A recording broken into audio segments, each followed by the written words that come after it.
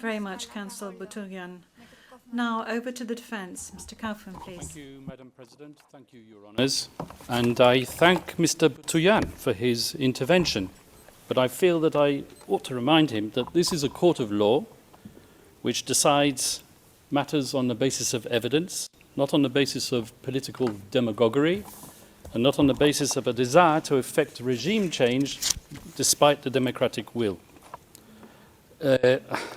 And certainly not on the basis of statements made by Ombudsman Jesus Crispin Remula, who professed that domestic justice will be denied, according to Mr. Butuyan, because of the lack of forensic reports and police reports.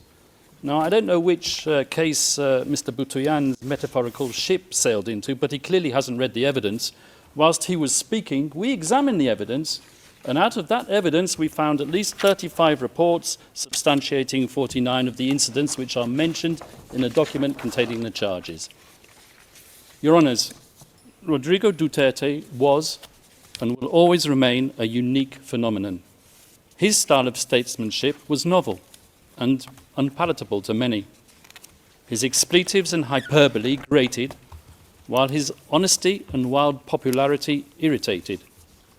He spoke openly, from the heart, sincerely and truthfully. And what a contrast between him and his successor in the Malacanang. For President Rudy, his word was his word, and the people knew it. For President Bongbong, his word is for the wind, and the people will not forget it. Let me remind everyone of the letter which President Ferdinand Marcos Jr. signed, it's on the screen, and in which he gave a cast-iron undertaking that his government, and I quote, will not assist the ICC in any way, shape or form. Well, as we know, he failed to keep that promise. Rodrigo Duterte was unconstitutionally hijacked and unceremoniously hauled off to The Hague. And when called upon to defend his master's actions and the said letter at a Senate committee hearing, the then Secretary for Justice, once again Mr. Jesus Crispin Remula, persisted with the same dishonest theme. And I quote his words, "We did not assist the ICC. We continue with the very tenor of the letter that we did not assist the ICC and we did not have any contact with them." So he said, but with a document emanating from the prosecution team opposite and disclosed to us a mere week ago, not as information material to the preparation of our defence, but as exonerating evidence, we can now substantiate what we have suspected for a long time. The document comprises a transcript of a telephone call covertly recorded between 4 parties who cannot be mentioned in public, and one of these parties was boasting about how he was acting as the silent partner of President BBM, managing a scheme to funnel witnesses to this court while all the time ensuring that he could guarantee President BBM's plausible deniability. So it is indeed the defence case that President Ferdinand Marcos Jr. set out to neutralise Rodrigo Duterte and his legacy. Yes, Mr. Deputy Prosecutor, I used that legendary word, neutralise, so central and so essential to your case theory, because you know just as well as me that I'm using the term metaphorically. And now I turn to the substance of the charges, but before I do, a word or two about the geopolitical context. The scourge of illegal narcotics is not unique to the Philippines. As we all know, it afflicts Latin America, where I can name 3 countries where the death rate at the hands of vigilantes and law enforcement agents per capita population is higher than it ever was under Duterte. And as you should know, and you will hear from the prosecution, at any rate, the Philippines as a country is uniquely positioned to act as a transit hub for the trafficking of narcotics emanating from the cartels in China, and with or without Duterte, so we argue, the death rate would have kept on rising. Indeed, as we will prove with statistics and reports, The death rate flowing from narcotics-related crime actually increased after Rodrigo Duterte left power. And where, I ask you, has the International Criminal Court been since? Now, a colleague of the victim's representative sitting opposite, a certain self-styled legal assistant to ICC counsel, rose up and famously stated in one of her many voluble interviews to the media that Rodrigo Duterte conducted not a war on drugs, but a war on the poor. A war on the poor, I ask you? If anything, the totally lawful Duterte campaign against illegal drugs and their suppliers took place when his administration was actively promoting some of the most important redistributive policies in years, all with the aim of alleviating poverty. Legislative reform in 2017 to reduce personal income taxes for workers, social protection expansion known as the 4 Ps, designed to provide regular cash transfers to needy and multi-child families, universal health care, and need I say more, the Magna Carta of the poor, setting out the right to adequate food, decent shelter, education, and the highest standard of health. The fact that the majority of those who died as a result of drug-related crime were living in the most deprived areas is something which is endemic to every afflicted society. But can anyone seriously accuse this man, Rodrigo Duterte, who has lived such an openly frugal existence, of taking up arms against the needy? This is the man who at the age of 5 arrived in Davao to live in a modest shack where rain leaked through the roof, forcing him to crawl under the kitchen table to take shelter. This is not the man born with a silver spoon in his mouth and groomed for the presidency from childhood. This is the man who was born to a lawyer and a governor who taught him discipline, values, and respect for the people by being one of the people. This is the man who, as president himself, shunned the luxuries and the privileges of high office, and like others before him, and even those after him, he slept not in the palatial grandeur of the Malacanang, but in Spartan quarters of his bodyguard's hut. His diet consisted not of prime cuts of imported Australian beef, but of dried fish and boiled rice. A man of simple indulgences, his pleasures were to be found not on the cocktail party circuit of Forbes Park, but on coastal roads where he roamed and cruised on his motorcycle, not looking for people to kill Mr. Prosecutor, but almost killing himself because of his love for speed. This is the man who paid and paved his way through law school, passing his bar exam in 1972, more or less on the same day as Marcos Sr.'s tanks were grinding and rolling their way through the streets after the declaration of martial law. And it was on that significant day that Rodrigo Duterte was exposed to the tyranny of oppression and the abuse of power by the elite. And he took a decision. On that day, he chose to devote himself to a life of selfless public service. As a professor at the local police academy and as a public prosecutor in Davao, Rodrigo Duterte developed a lifelong passion, some would say an enduring obsession, for law and order, something for which he unapologetically enforced throughout his time as mayor of Davao City.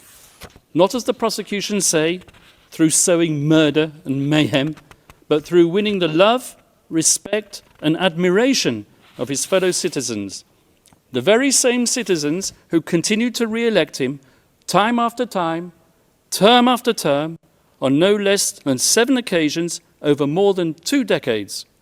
And throughout his 20 or so years tenure as the mayor of Davao, Rodrigo Duterte and his family transformed that city from an outpost of communist insurgency and criminal violence into what is now one of the safest cities, not just in the Philippines, but in the entire world. This was indeed the so-called Davao model, which the prosecution wants to persuade you was code for unbridled criminal violence. And this was the type of leader that the Filipino nation wanted in 2016. So, Rodrigo Duterte was elected into power not in spite of, but specifically because of his firm and uncompromising commitment to upholding law and order. And after his election as president, Rodrigo Duterte remained a man of the people without seeking to patronize the people. Gung-ho in his ways and with a belligerent tone, he spoke the tough tongue of the street, not the dissembling discourse of international diplomacy. He said what the people wanted to hear, but he said it in a way that offended sensibilities of world leaders unaccustomed to hearing it, one in particular, and that was what set him on the slippery slope to a prison cell in The Hague. And let me tell you how it works. It starts with the media, controlled by the powerful and the politically influential. With a sensational headline and a twisted editorial slant, the moguls sell their papers while promoting the partisan agenda of their backers in power. They highlight the salacious content while ignoring the true context, because that is what captivates the reader. And so it was with Rodrigo Duterte, whose speeches were fertile fodder for his enemies and detractors. A man whose hyperbole, bluster and rhetoric, once published, became a natural target for privately funded NGOs and human rights activists, a loose collective more commonly known as civil society. These people descended upon the Philippines to advance an agenda even more lacking in objectivity than that of the media, and heavily funded by tycoons with even grander designs, they print their glossy reports, replete with iconic photographic images of grieving families and dead bodies in rain-swept, nighttime crime scenes, all dramatically illuminated with the fluorescent glow of neon. Images carefully crafted to shock the conscience and to sway the emotions, and, I may say, to be used by the prosecutor when they don't even relate to the charges. And they gave their slick reports bold titles lifted straight out of a James Bond movie, such as License to Kill, One Shot to the Head, You Can Die Any Time, or simply, They Just Kill. The photographers are fated and their shots exhibited as art all over the world, and the brave journalists who act as their sources win awards and Nobel Prizes.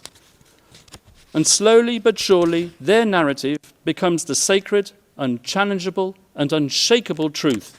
And so the pressure builds up, and the academics who haunt the corridors of the progressive left law faculties far away in the United States tweet their research and publish their articles pontificating about crimes against humanity, systematic attacks against the civilian population, and they point their finger at one man alone, and bandy about slogans such as accountability and the prevention of impunity. They give their gratuitous advice on what should be done, sometimes academics who formerly worked alongside the prosecutor of the International Criminal Court. Communications and complaints are filed, and the rest, as they say, is history. In any event, we're not gathered here today to judge a man on the basis of his coarse attitude or his vulgar language. This court has convened a confirmation hearing to verify whether substantial grounds exist to believe that Rodrigo Duterte, the people's president, together with various so-called co-perpetrators, over the years of his governance, devised a criminal policy of wholesale and wanton murder. And since we are in a court of law, it is worth stressing, although I should not have to, cases are decided on the basis of evidence, not supposition, not rumor, not spicy gossip, and certainly not on the basis of political rhetoric and bluster. Because at the end of the day, were it not for those belligerent and controversial speeches, there would have been no impetus to bring the people's president to The Hague.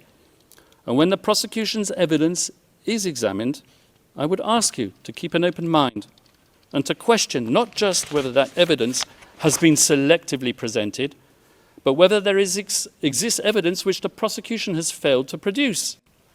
And I say this with justifiable cause, particularly with respect to the Duterte rhetoric, as we will prove during the substantive part of our submissions, the notorious speeches on which the prosecution relies have been cherry-picked to suit its narrative while ignoring the many other speeches when the former president tempered his bombastic language by clear reference to the principle of lawful self-defense.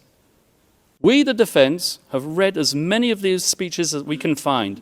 In fact, in our poky little office on the top floor of the furthest building away in this complex, we have a counter which ticks and ticks. And whenever we come across a speech which contradicts the prosecution's murder theory by reference to self-defense, we give a cheer, and the counter goes up once more, and we celebrate one more nail in the coffin of the prosecution's case theory. As the statistics stand as of today, in contrast to the 20 speeches on which the prosecution relies to prove incitement to kill, we have found 35 more which say the complete opposite.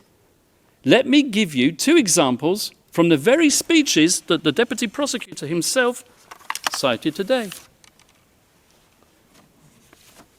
Let's refer first of all to the famous Pietà speech, which the Deputy Prosecutor referred to.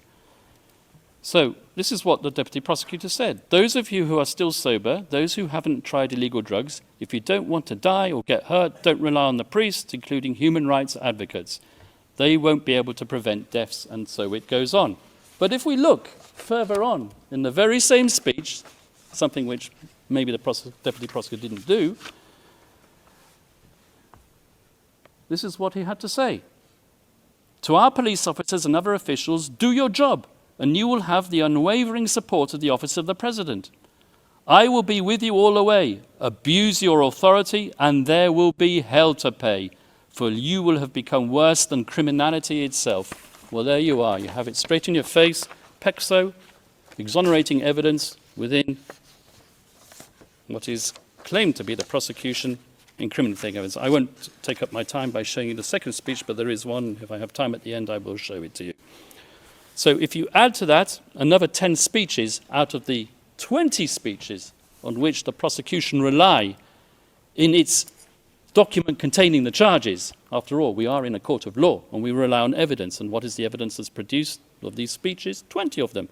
10 of them, I submit, and we will show this in the substantive part of our submissions, contain exonerating evidence which support the defense case theory. In other words, if you add the 10, which we've identified in the prosecution's 20, to our total of 35, we come to 45 speeches versus 10, which we say support the use of force only in self-defense. That is 350% more speeches in favor of our defense and 354% more reasons not to confirm the charges. And you can bet your bottom dollar that at the end of today's proceedings, either the victim's self-styled legal assistant to ICC counsel or a prosecution intern will be tasked with scouring the web, looking for the means to prove Kaufman wrong. And I will declare it, and I'll declare it loudly and clearly, as if the prosecution didn't know it already. It's not enough to state that since the former president made those extremely inflammatory statements and deaths occurred, that he must, as a matter of course, be criminally responsible for those fatalities. At this stage of the proceedings, the prosecution needs to show substantial grounds to believe that the former president actually desired and foresaw that people would be killed as a result of his incendiary language. For the prosecution to assert that Rodrigo Duterte hoped for deaths to occur or was recklessly indifferent as to whether deaths would occur, which he was not, that's insufficient. So once more for the record, Rodrigo Duterte's language was aimed not at suspected drug pushers as the prosecution would have it, but directly at those poisoning society with their substances, and not, I stress, with lethal intent. His rhetoric was calculated to arouse fear and obedience, to instill fear in their hearts, and to inculcate a respect for the law in their minds. Nothing more, nothing less. That was his intent, and it was not criminal. And as many of these drug pushers demanded to enter prison. I remember seeing the images on the television, lining up to surrender and to enter prison. Now, I challenge my colleagues opposite to prove otherwise, because as we all know, in a criminal process, the burden of proof is on the prosecution. They brought this case and they need to prove it. Rodrigo Duterte need not convince the world of anything, and that is to his fortunate advantage given his current medical condition. He stands behind his legacy resolutely, and he maintains his innocence absolutely. Now, I turn to the general fairness and objectivity of the investigation, which, as we all know, is meant to be an impartial evidence-gathering exercise. As an ex-prosecutor myself, I'm used to investigating agencies pursuing all reasonable lines of inquiry, assimilating all testimonies, and digesting all documentation and forensic evidence, recommending who to target for prosecution, but not so with this prosecution. When we, the defence, study the course of the investigation in this case, one thing is plain as a pikestaff. The chief prosecutor of this court, Mr. Karim Khan, not only failed miserably to carry out his duties under the Rome Statute, requiring him to examine exonerating circumstances as well as incriminating, but he single-handedly contaminated it, so we alleged, by pursuing a one-track crusade with a view to a predetermined objective. Let me explain. Although the ICC officially authorized an investigation into the so-called Philippines situation in late 2021, it was deferred a few months later back to the Philippines for the official investigation to resume only in late 2023. But the real meat of the investigation into Count 1, relating to the activities of that fictitious construct, the Davao Death Squad, had effectively started way before then, with the sole objective of nailing Rodrigo Duterte. Indeed, all the way back in 2018, during its so-called preliminary examination, the prosecution had an individual who will be referred to as P1, handed to them on a silver platter. This P1 had been interviewed at an earlier date by none other than Chief Prosecutor Karim Khan, in his former capacity as a private lawyer, and the self-professed legal Khan had helpfully provided her a book on which the prosecution relies as evidence, a trashy, scurrilous item of pulp fiction entitled Duterte Harry. Your Honours, the picture on the front cover of that book says it all. It really does scream objectivity, doesn't it? I say that sarcastically, of course. Fortunately for us, the defence, the appeals chamber, has now disqualified Chief Prosecutor Karim Khan from this case. A welcome development as a matter of ethical propriety, but in our opinion, too late in the day to salvage the integrity of the investigation that he had supervised. An investigation in the course of which he concealed his former role as the victim's counsel, who had deemed our client a suspected murderer as far back as 2018 and right up to the very day before this pre-trial chamber issued its arrest warrant. Your Honours, over the next few days, we hope to convince you of the wholly insufficient nature of the evidence against Rodrigo Duterte. We will show you that the paltry number of speeches on which the prosecution rely do not manifest criminal intent. We will also convince you that as hard as they tried, the prosecution's investigators couldn't get even one of its criminal cooperating witnesses, whose reliability is next to zero, to admit that they heard the former president, Rodrigo Duterte, give an order to kill at any time relevant to the charges, or with respect to any of the incidents. And we hope that when you conclude your deliberations, Your Honours, that you will dismiss these grievously misplaced and politically motivated charges. We will ask you to send Rodrigo Duterte back to his family, and we will ask you to give back to the Filipino people their tatay digong. Thank you, Your Honours. The presiding judge. Thank you very much, Mr. Kaufman. We shall now suspend. This is the end of initial